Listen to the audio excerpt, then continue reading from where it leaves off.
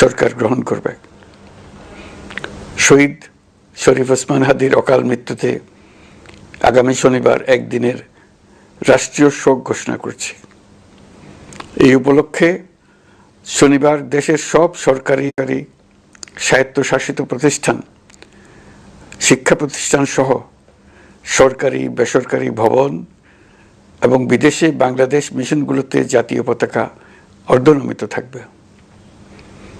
একই সাথে আগামীকাল শুক্রবার বাদ জুমা দেশের প্রতিটি মসজিদে শহীদ ওসমান হাদির রুহের মাগফিরাত কামনায় বিশেষ দোয়া ও মোনাজাতের আয়োজন করা হবে। আপনারা তাতে শরীক হন।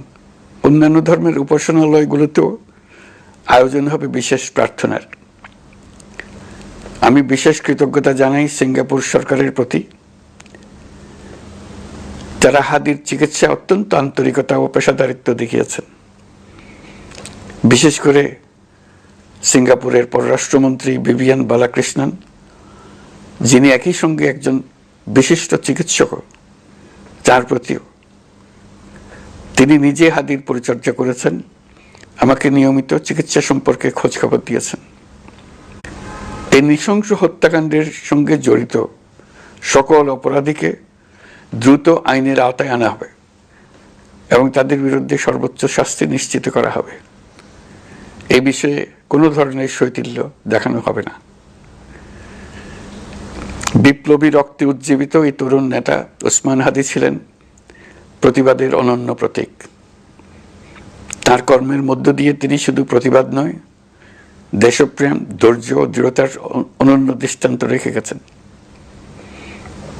আমি দেশের সকল নাগরিকের প্রতি আন্তরিক আহ্বান জানাচ্ছি, আপনারা সংযম বজায় রাখুন।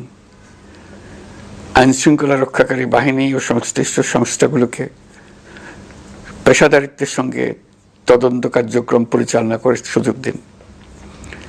রাষ্ট্র আইনের শাসন প্রতিষ্ঠায় সম্পূর্ণরূপে প্রতিশ্রুতিবদ্ধ।